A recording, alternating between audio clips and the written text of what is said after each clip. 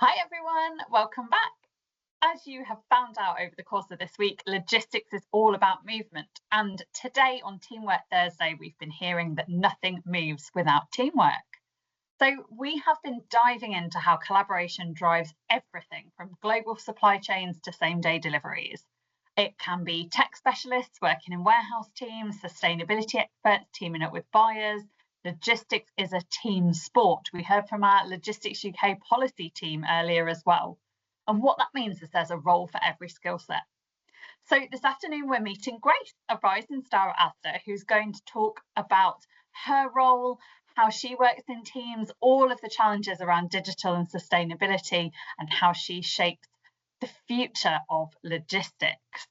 So welcome, Grace. Thank you very much for joining us.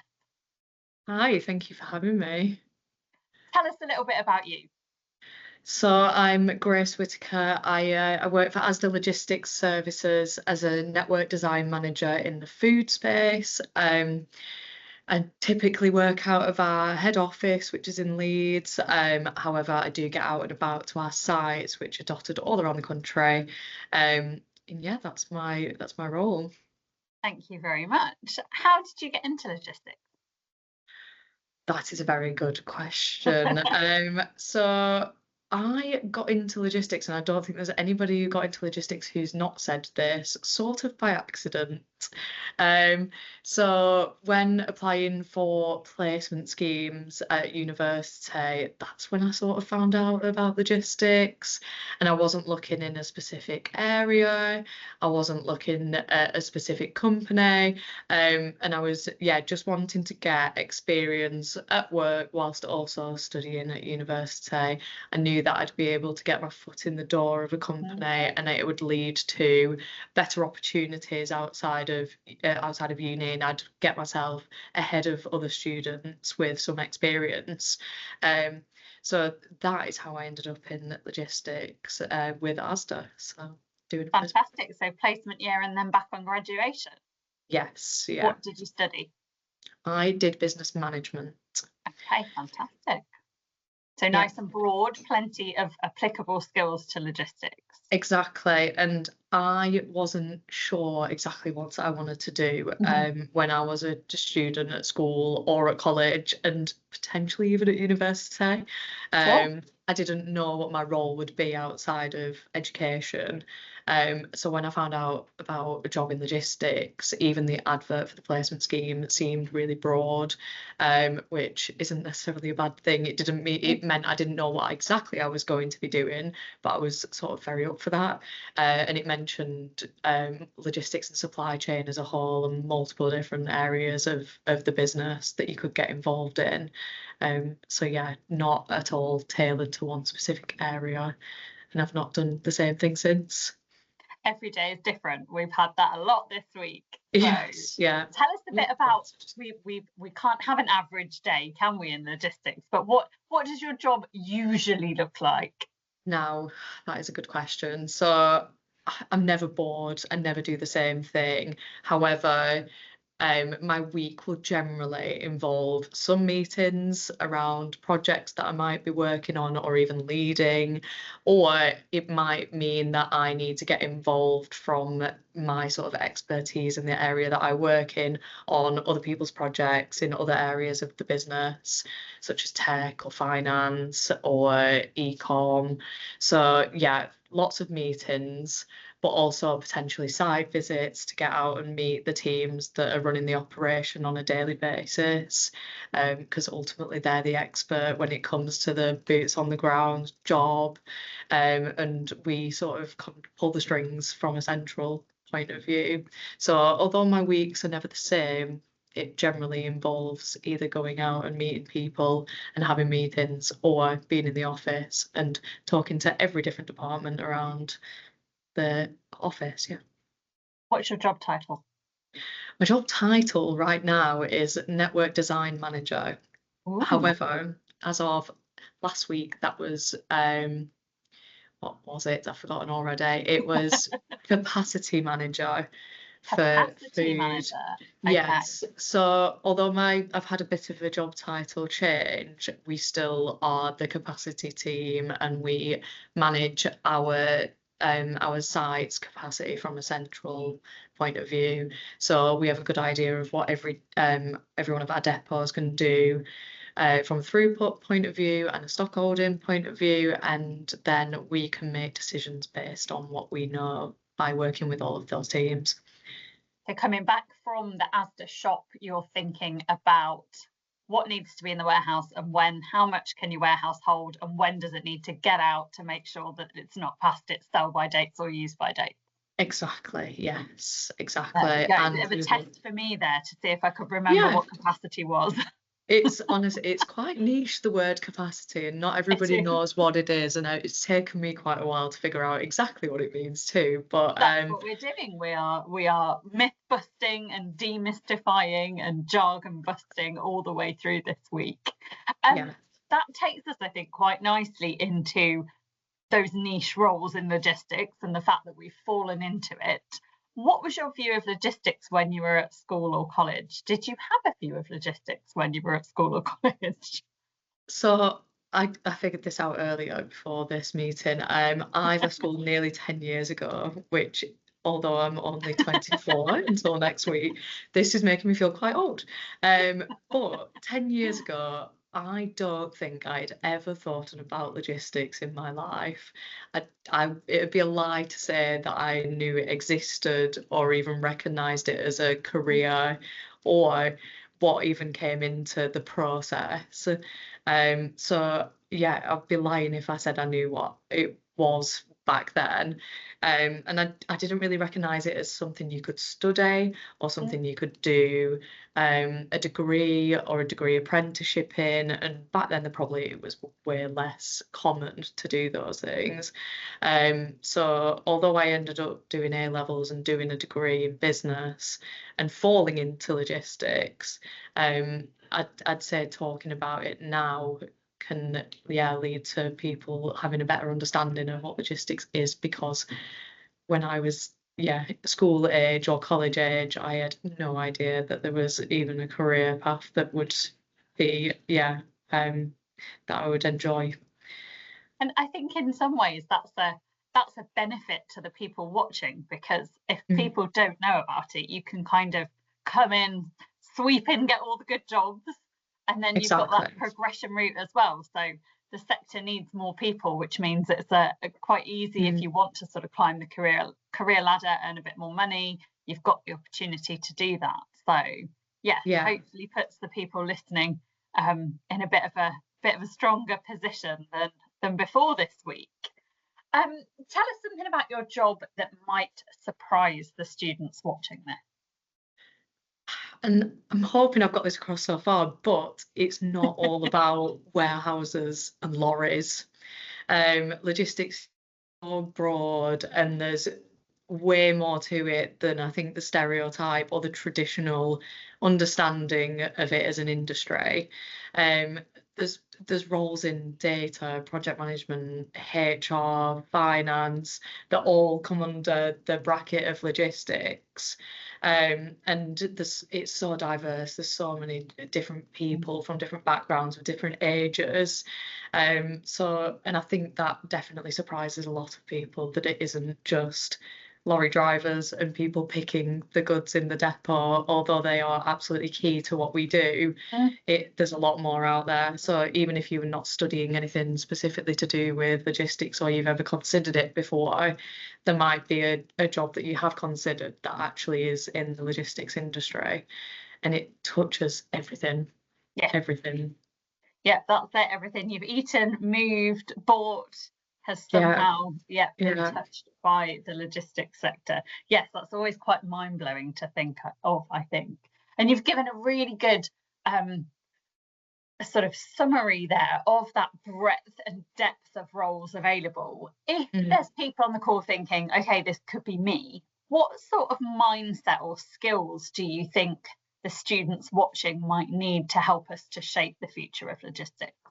That is a very good question. So The future of logistics, it's evolving constantly. I feel like that's why there is no week that is the Mm, same for me.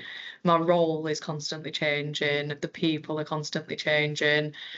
So a bit of resilience and drive and motivation and being adaptable to change will definitely help with the driving the future. And yeah, is key for people who are wanting to get into logistics. And I'd also say it's not all about the technical skills, and it's more about sort of who you are as a person. I find that the best start for me was the fact that I'm really organised, especially in my personal and home life, and I can bring that in to my work, and that is one thing that helps me in my role. But yeah, it's not necessarily all about what you know from a technical point of view. You don't need to be super good at maths or super good at communicating. But yeah, there'll be definitely things that everybody has that they can bring to logistics one way or another. yeah, it's that passion, isn't it? I think Mm. we can train for the different skills, whether it's communication, whether it's maths, whether it's digital, but that, yeah, as you quite rightly say, that sort of Willingness to passion for learn. change and, yeah, willingness to Mm. learn. That's a great way to put it. Yes, and not minding that every day might be different. In fact, in some ways, relishing it. That is that resilience and that Yeah, kind of excitement behind it. That goes a really long way, I think. definitely. It can be frustrating at times, Of course, but it keeps me entertained, it keeps us busy, and that's what makes me tick. I love that. And you'd said right at the beginning that logistics is ever evolving, and that is so, so true. What do you think are the sort of trends or technologies that might change the way that we store and move things over the next few years? So I think I've only been in the industry about 5 years, but there's been very interesting advances in technology so far. So automation and robotics are in every business at the moment, and they're helping make operations more efficient, and it seems like they're very easy to adapt. However, I think in the next 10 years, maybe, it'll be interesting to see how things like AI can integrate into what we do. I personally am already using things such as Copilot, supporting with decision making, doing a bit of research, helping maybe with an Excel formula that I've never done Mhm. before, simple things like that. But then I think it'll be really interesting to see how it can integrate into warehouse management systems or automation, warehouse control systems, things like that, and how it can help drive better decision making in the future. Mm. And yeah, make everybody more efficient, because that is Which is what it's all ultimately, about. Yeah, yeah, exactly. That's it's all about how can we do more with less? How can we do it faster, quicker? And yeah, that yeah, tech, I think, we're on that moment at the moment, aren't we? Where it's nearly there, and then we'll yeah, sort of tip over into it being everywhere, I think, which is, yeah, quite exciting. Well, oh, I say I think it's quite exciting. Um, do you think technology will take all of our jobs and there won't be any more jobs in logistics? no, no. I think I actually got asked very recently by one of my placement students, should I stay in logistics? And I said, absolutely. I think when you start to think about it, there's no way that anytime soon our jobs will be taken by a piece of technology.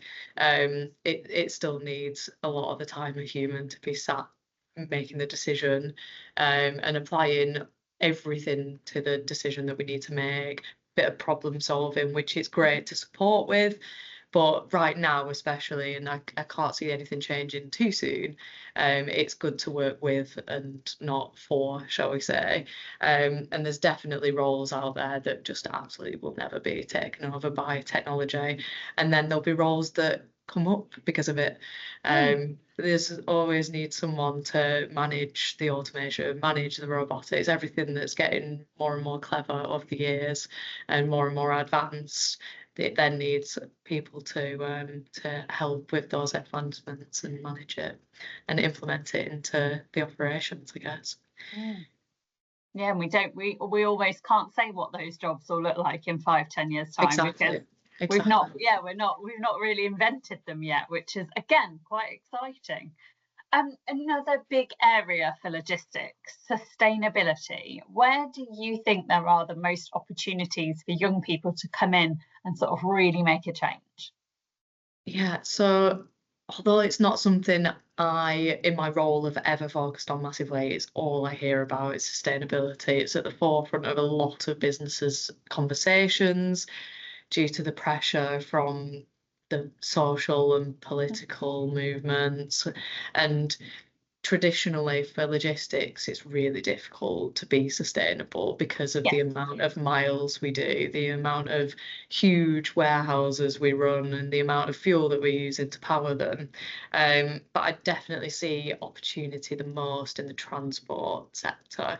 Um, Although I think it'll take its time moving away from traditional fuel to and moving as far as we do, the goods that we do is never going to change. It's always going to need to get to the store from hundreds and hundreds of miles away. But I think that is definitely where there's the most opportunity, especially with like electric vehicles. The infrastructure is not quite there for it yet. It definitely will be in the years, but it needs to be able to handle the size and scale of everybody's network, not just ours. And even ours, thinking about it, is way too big for the sole use of more sustainable options.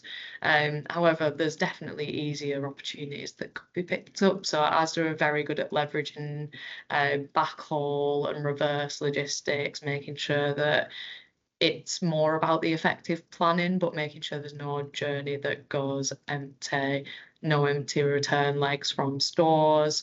And that can help massively reduce waste and wasted fuel, etc. So it all comes back to a bit of planning and a bit of time, because I think these things are going to take quite a bit of time.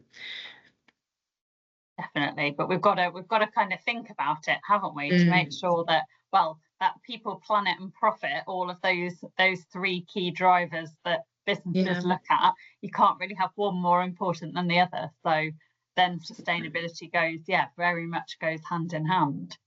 So last question from me, what piece of advice might you give to some of the young people that are watching that think, oh, could I follow in your footsteps, Grace?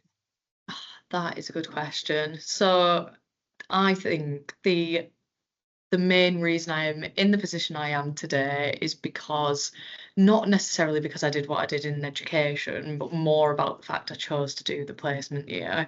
And I applied myself. I've always been quite driven, but I pushed myself, I challenged myself, and I put myself in positions that I wasn't necessarily comfortable with.